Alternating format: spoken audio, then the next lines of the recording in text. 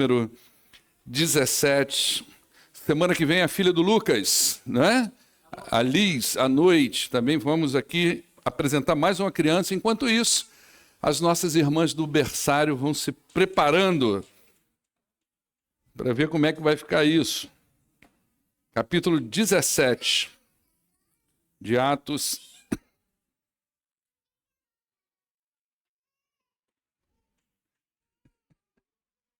Ela me olhou assim, você vê que ela está querendo ser apresentada também, a gente arruma, vocês estão vindo já grandão, né? Daqui a pouco vem adolescente. Você não viu, já vem para batizar.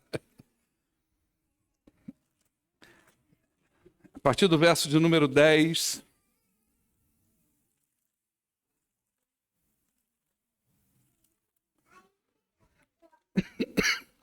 A palavra de Deus diz assim. Espera aí, deixa eu ver que eu abri em Atos 10, é 17, né? A partir do verso 10. Vamos lá. Logo que anoiteceu, os irmãos enviaram Paulo e Silas a Bereia. Chegando ali, eles foram à sinagoga judaica. Os bereanos eram mais nobres do que os de Tessalônica, pois eles receberam a mensagem com grande interesse, examinando todos os dias as Escrituras para ver se era verdade o que eles anunciavam. Muitos dentre os judeus creram, bem como um bom número de mulheres gregas de elevada posição e não poucos homens gregos. Verso 13. Quando os judeus de Tessalônica ficaram sabendo que Paulo estava pregando a palavra de Deus em Bereia, dirigiram-se também para lá, agitando e alvoroçando as multidões. E, imediatamente, os irmãos enviaram Paulo ao litoral, mas Silas e Timóteo permaneceram em Bereia. Os homens que foram com Paulo o levaram até Atenas, partindo depois com instruções para que Silas e Timóteo se juntassem a ele tão logo fosse possível. Vamos orar ao nosso Deus? Pai, muito obrigado, Deus, por esse momento tão especial, tão único que o Senhor nos permite estar na Tua presença, poder ouvir e cantar louvores ao Senhor e também ler a Tua palavra, ó Deus, com toda gratidão no coração por termos acesso a essa revelação maravilhosa do Senhor para nós.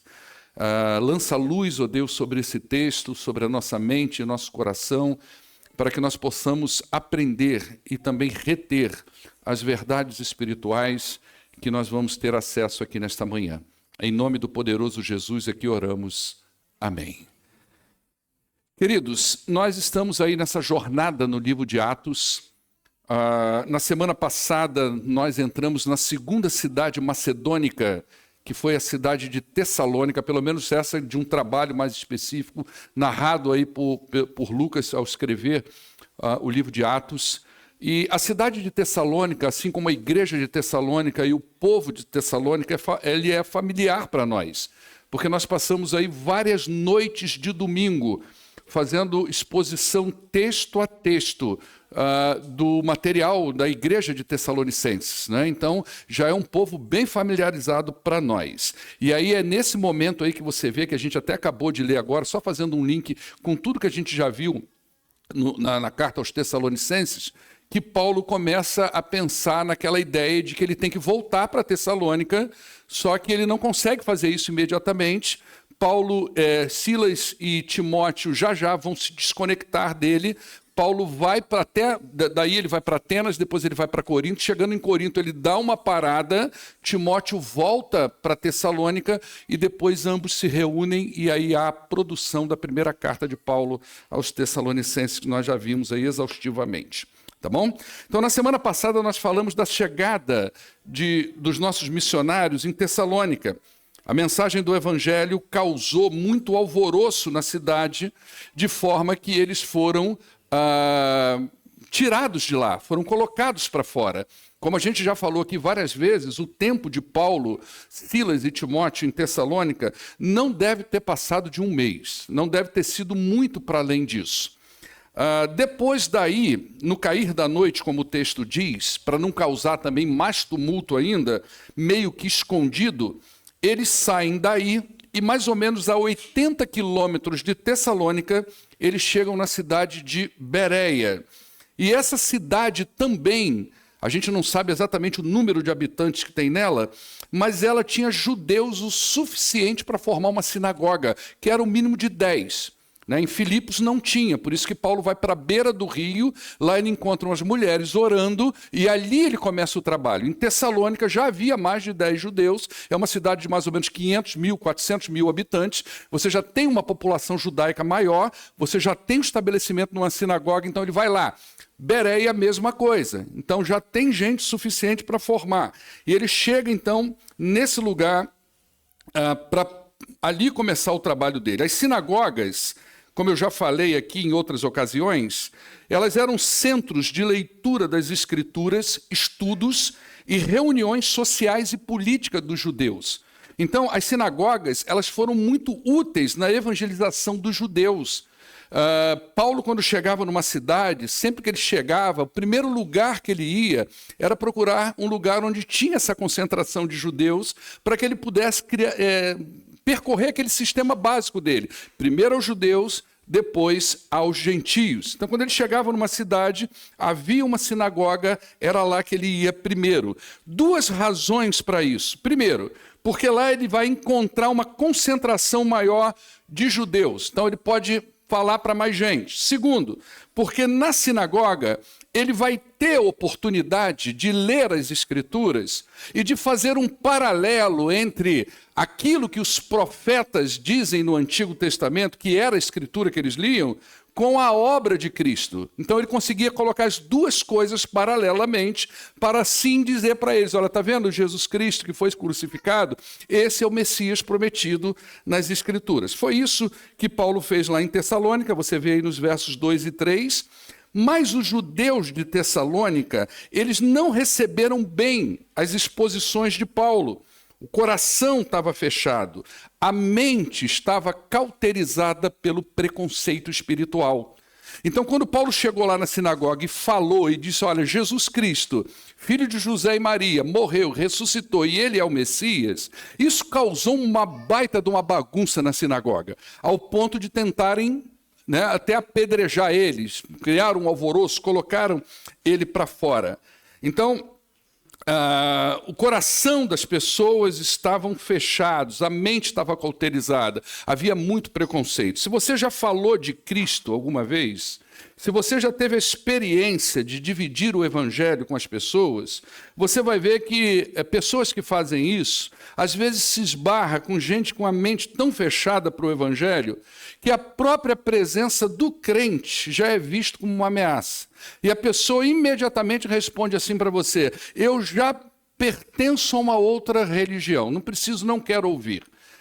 Nós tivemos uma experiência aqui com nossos jovens que foram para Poço Fundo e foram lá bater de porta em porta nas casas para pregar o evangelho e a fala inicial era o seguinte, posso orar pela sua vida? Não.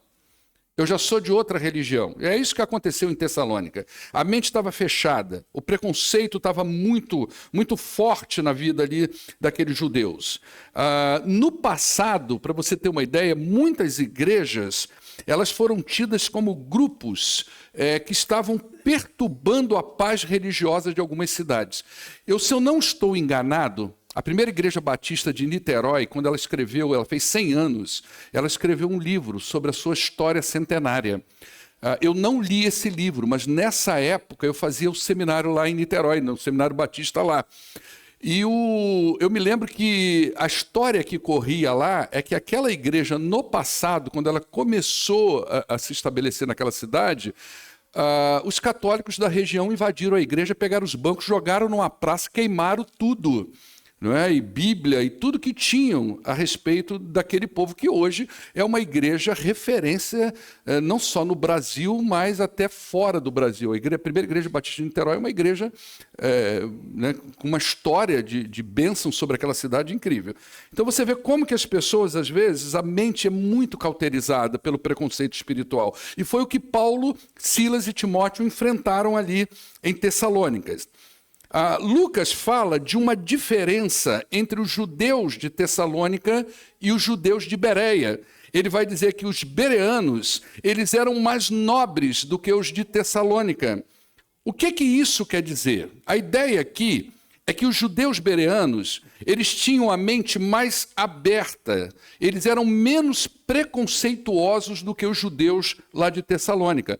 Então, a despeito de serem judeus, essas pessoas permitiam ou se permitiam ouvir aquilo que Paulo, Silas e Timóteo tinham para falar para eles sobre Jesus Cristo. E é muito interessante porque lá em Tessalônica, Paulo arrazoou, expôs, demonstrou, anunciou, persuadiu e eles não aceitaram. Lá em Bereia foi diferente. Os judeus receberam a mensagem com avidez, examinando as escrituras diligentemente. É baseado nessa atitude dos bereanos que eu gostaria de destacar aqui 3 questões relacionadas às escrituras a partir desse texto. A primeira delas é como nós devemos receber a mensagem bíblica. A mensagem bíblica, ela deve ser recebida com grande interesse. Veja bem o verso 11. Os bereanos eram mais nobres do que os de Tessalônica. Sua mente estava aberta, o coração estava aberto, porque eles receberam a mensagem com grande interesse, disse Lucas. É assim que todo ser humano deveria receber as Escrituras, com um profundo interesse sobre esse material. Não é o que a gente vê, mas deveria ser assim. Muito mais os crentes em Jesus Cristo. O nosso interesse pelas Escrituras deveria ser maior ainda. É triste a gente ver como muitos crentes tratam a Bíblia, uma verdadeira leviandade. A Bíblia é um material, é uma fonte, ou melhor, a única fonte mais fidedigna da revelação de Deus para a humanidade. Meu irmão, isso que você tem na sua mão é uma preciosidade, é uma joia de grande valor. Ela é um tesouro inesgotável. É nela que nós conhecemos a mente de Deus. Não tem outra fonte para você conhecer tanto sobre Deus, tanto sobre o Evangelho, tanto sobre o Senhor Jesus Cristo, que não seja a Escritura Sagrada. Às vezes o crente ele lê mais livros sobre a Bíblia do que a própria Bíblia. E esses judeus foi muito interessante, porque Lucas ele faz esse contraste. Enquanto lá em Tessalônica, Paulo prega com toda a avidez, com toda a exposição, com toda a força, e eles não recebem. E em Bereia foi diferente. Paulo prega o Evangelho e eles recebem com a mesma intensidade e com um interesse muito grande. É nela, nas Escrituras, que segundo Jesus, nós somos santificados. Presta atenção numa coisa. Às vezes o crente ora assim: Senhor, santifica a minha vida.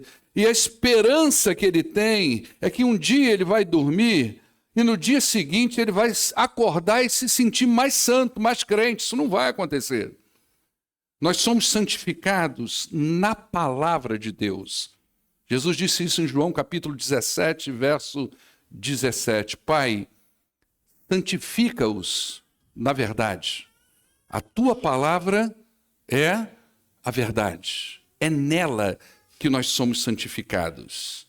É nela que o Espírito age para a mudança do seu coração e da sua mente. É nela que ele vai de glória em glória transformando a sua vida.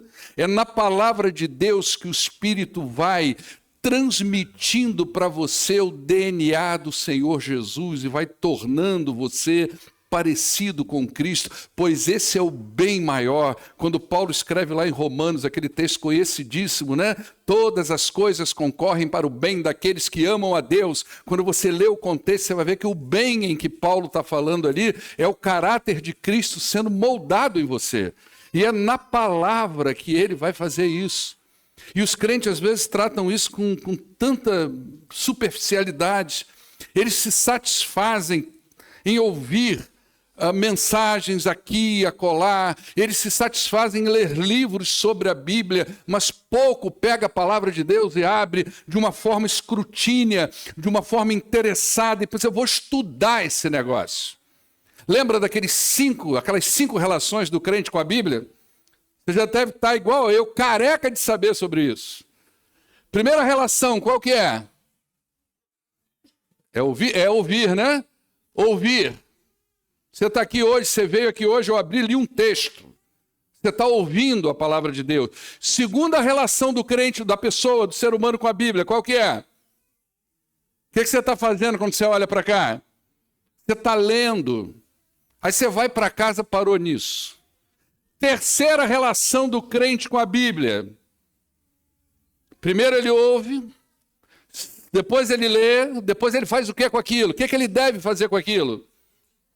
Está vendo como você sabe? Estudar a Bíblia. Depois que ele estuda a Bíblia, qual é a quarta relação dele com a Bíblia? O que ele tem que fazer com isso que ele aprendeu? Ele precisa meditar sobre aquilo. Ele precisa ver onde aquilo se encaixa na sua vida, como aquilo se encaixa na sua família, na visão que Deus tem dado para ele. Ele precisa meditar sobre aquela descoberta. E a quinta e última relação dele com a palavra de Deus, qual que é? Ele precisa aplicar aquilo na vida dele. É isso que o bereano está fazendo, irmão. Ele está olhando ali aquilo que está sendo dito, ele está tendo uma relação. E às vezes o crente ele se satisfaz tanto em só ouvir a Bíblia, ou só ler a Bíblia, que ele vem para o culto e nem a dele ele traz, irmão. Presta atenção numa coisa. Cada livro da Bíblia, cada palavra da Bíblia, cada capítulo, cada versículo é fonte de vida para nós e para as pessoas que nós amamos. A nossa relação com a Bíblia, quando você vem ao culto, não é só de ver, de ouvir, de ler, mas é de interagir ativamente com a palavra de Deus, em espírito de oração, dizendo: Senhor, que cada verdade dessa espiritual introjete no meu coração de uma forma tão poderosa que eu não consiga mais ser eu mesmo. Que algo mude no interior da minha vida. Então imagina você dando um presente valioso a uma pessoa, ela recebe esse presente valioso, mas você percebe que ela não tem grande interesse. Você sabe o preço daquilo. Você deu uma coisa com prazer, você já deve ter tido essa experiência. Mas a pessoa não olhou para aquilo. Tem um memezinho na internet muito interessante que está mostrando o grau de déficit de atenção de uma criança pequenininha. Não sei se você já deve ter visto. Ela entra, é aniversário dela. O pai pega uma bicicletinha rosa, uma menina, acho que era rosa, não sei. Bota aquela bicicletinha lá e com a cestinha toda bonitinha, bota uma garrafinha, né? E a criança entra e pega a garrafa e acha que aquilo é o presente. E todo mundo para, e ela não está nem aí para a bicicleta. Ela gostou tanto da garrafinha que ela não quer a bicicleta. E a bicicleta era o presente de maior valor. Então, irmão, se interessa pela sua Bíblia, não é? E é esse interesse pela Bíblia que nos leva à segunda questão. Os bereanos aí no verso 11, que é o estudo imparcial das Escrituras. O texto diz que eles receberam a mensagem com grande interesse e eles examinavam as Escrituras. Veja bem, Lucas usa um verbo aí muito interessante para nós, que para nós é traduzido como examinando, né? Mas esse mesmo verbo ele usa em outras vezes. Por exemplo, lá no Evangelho que ele mesmo escreve, no capítulo 23, nos versos 14 e 15, ele vai falar que Pilatos e Herodes examinaram as acusações contra Jesus. E Pilatos e Herodes estavam ali como juízes da causa de Jesus. No capítulo 4 de Atos, no verso 9, ele diz que o Sinédrio interrogou João e Pedro acerca dos movimentos espirituais. Aquela palavra ali, interrogados, que traduzido para nós é interrogados, debaixo dela é a mesma palavra que Lucas usou lá para falar de Pilatos e Herodes e usou no nosso texto aqui como atitude dos bereanos, né? No capítulo 24 de Atos, no verso 8, Paulo é interrogado por Félix. E essa palavra aí debaixo do interrogado aí também é a mesma palavra. O que isso quer dizer? Que essa palavra ela era usada para aqueles exames e aqueles interrogatórios que deveriam ser imparciais, porque eles partem de gente que está ajuizando sobre alguma coisa. Então deveria ser imparcial aquilo ali. E quando ele usa isso com os bereanos, o que ele está querendo dizer? Olha, eles estão pegando as escrituras sagradas e, diferentemente do pessoal de Tessalônica, que tinha um preconceito, já foi falando, esse negócio não vai dar certo, não é para a gente, os bereanos fizeram diferente. Eles abriram o coração e a mente e, de forma muito amistosa e imparcial, eles se colocaram a ouvir o que Paulo estava dizendo e examinavam as escrituras sem ter aquela pressão do judaísmo sobre ela, né? Pastor, isso é óbvio, é assim que a gente tem que ler a Bíblia. Mas não é tanto assim. Nós estamos vivendo dias de muita divisão doutrinária. Nossa, quantas vezes, gente, já aconteceu comigo aqui nessa igreja, principalmente culto à noite, às vezes um monte de visitante, gente de outra igreja, eu acabo de pregar, a pessoa me cerca, normalmente é jovem, tá? Jovem cerca. Teve um que me cercou aqui, falou tanto ismo, eu olhei para a cara dele e falei, eu não sei do que você está falando, irmão. E só é o quê? Eu sou é isso, só é aquilo outro. Eu falei, eu sou batista, crente bíblico. É assim que eu sou. Mas nós estamos vivendo um mundo de divisão doutrinária. Parece que as pessoas são obrigadas a se definir de um lado. Hoje o professor aqui estava dizendo, né? Ou você tem que ser Lula ou você tem que ser Bolsonaro, não tem meio termo. E hoje é assim, ou você é arminiano, ou você é calvinista, ou você é cessacionista, ou você é pelagiano quase, ou você é isso. Pelo amor de Deus. Tanta coisa assim. E quando você vai ler a Bíblia, as pessoas vão ler textos bíblicos com o coração amarrado a essas ideologias teológicas. E não vê a beleza clara e pura e cristalina das Escrituras. A Bíblia precisa ser examinada sem interferência dos nossos conceitos preconcebidos. Nós precisamos estar abertos à mensagem original do texto. É assim que a gente lê Bíblia. É com a mente e o coração abertos para as verdades divinas que nós devemos abrir a nossa Bíblia e desfrutar das riquezas que ela nos oferece. Às vezes Deus quer falar com você através da palavra dele, mas você está tão fechado em conceitos teológicos que você não consegue ouvir. Se os bereanos estivessem com a mente fechada, como no judaísmo, né? Eles jamais receberiam Cristo em seus corações. Amados, presta atenção. A Bíblia é importante para uma pessoa chegar a Cristo. Ela é muito importante para uma pessoa chegar a Cristo. Mas ela é tão quanto importante para você se edificar em Cristo.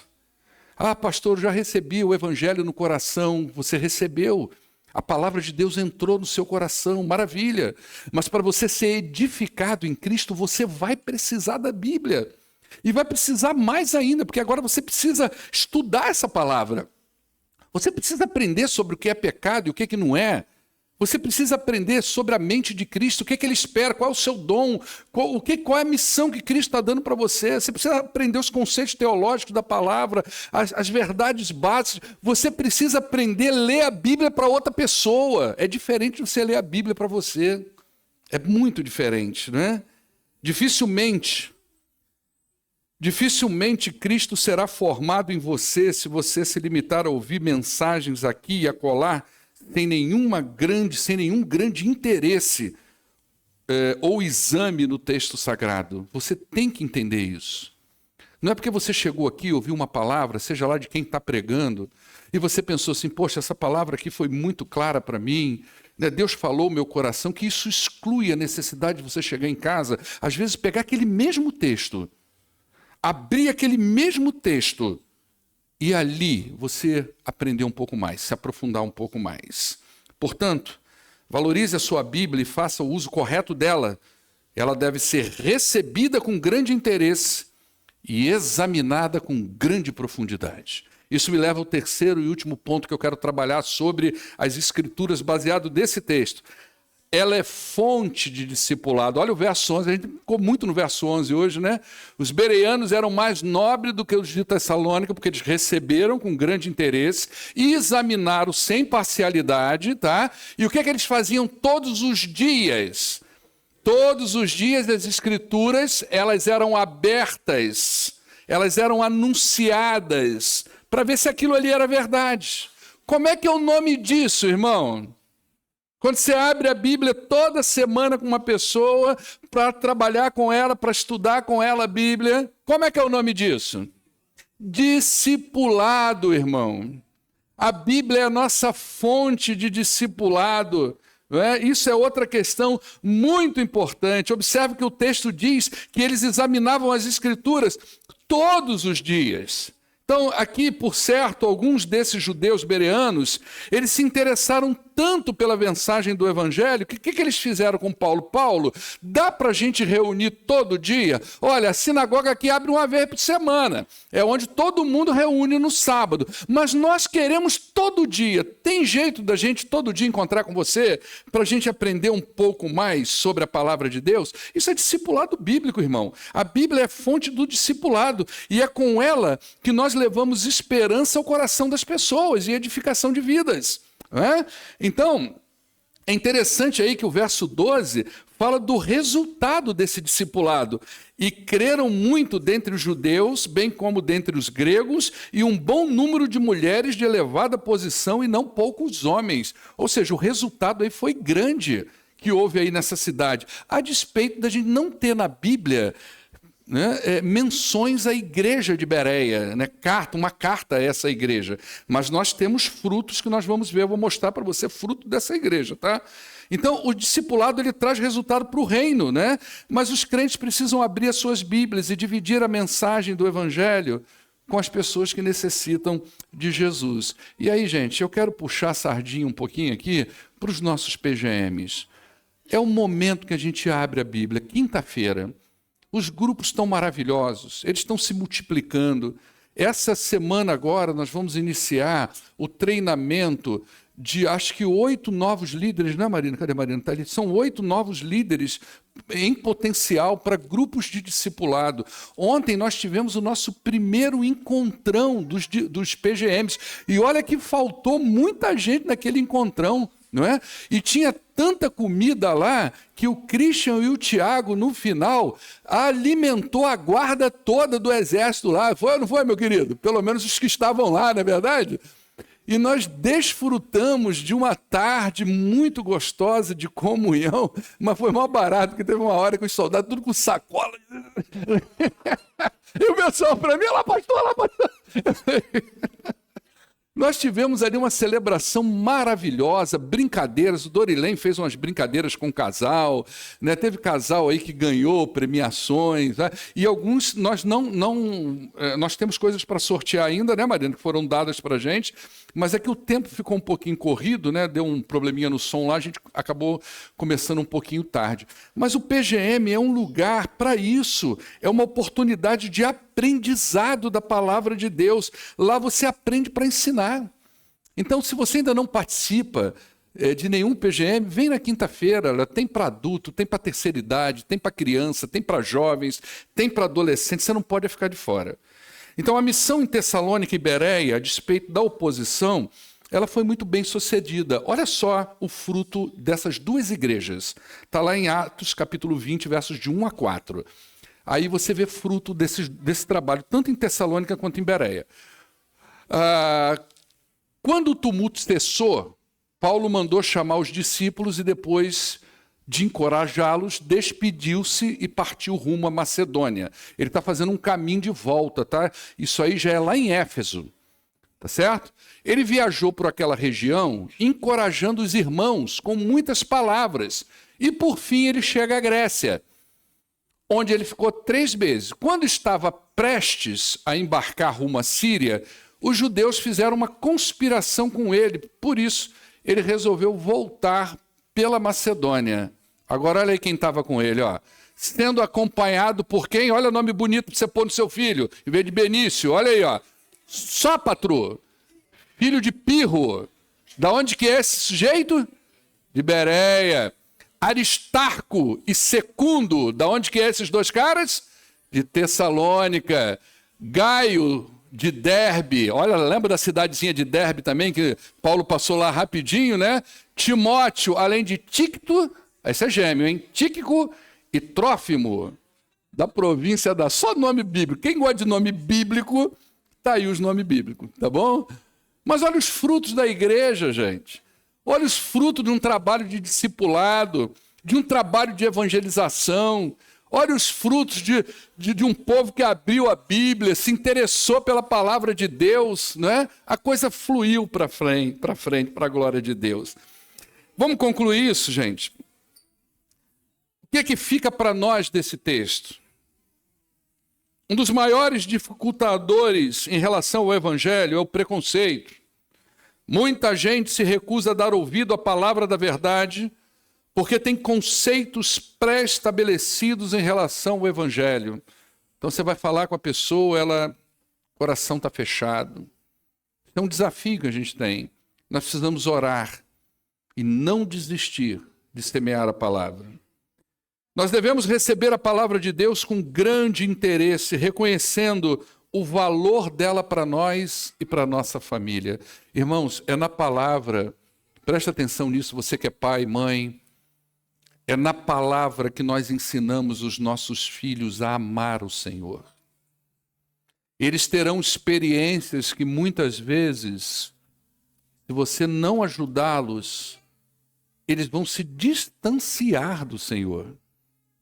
Isso pode acontecer, mas na palavra você blinda o coração deles e os ensina a amar o Senhor. Quando você, o seu filho, ele falar, eu amo o Senhor, quando você perceber isso nele, o seu trabalho de evangelização alcançou um objetivo, como foi muito falado aqui, de sucesso, né? A partir dali, já não é mais evangelismo, é discipulado, é ajudar a crescer na palavra. Então, recebe essa palavra com grande interesse. Aprende a abrir ela na sua casa. Esse interesse deve ser evidenciado pelo estudo imparcial, um coração e mente abertos para ouvir o Senhor. O que o Senhor tem para me dizer? É aqui. E por último, é necessário e urgente nós usarmos as riquezas das Escrituras para a gente discipular outra pessoa. O dia que você fizer isso, você vai ver como é gratificante. É igual meu pezinho de tomate lá em casa. Agora eu sou plantador de tomate. Plantei lá um pé de tomate. Joguei um monte de semente de tomate, viu, Cristian? Nasceu tudo encavalado uma na outra. Falei, isso não vai dar certo. Tem muita gente entusiasmada dentro desse balde. Se eu deixar, vai matar todo mundo. Eu tenho que tirar. Isso é doído, né, Alexandre? Tirar. Saía com raizinho e tudo. Podia pôr em outro vaso, né? E ela começou. E todo dia eu olho para ela.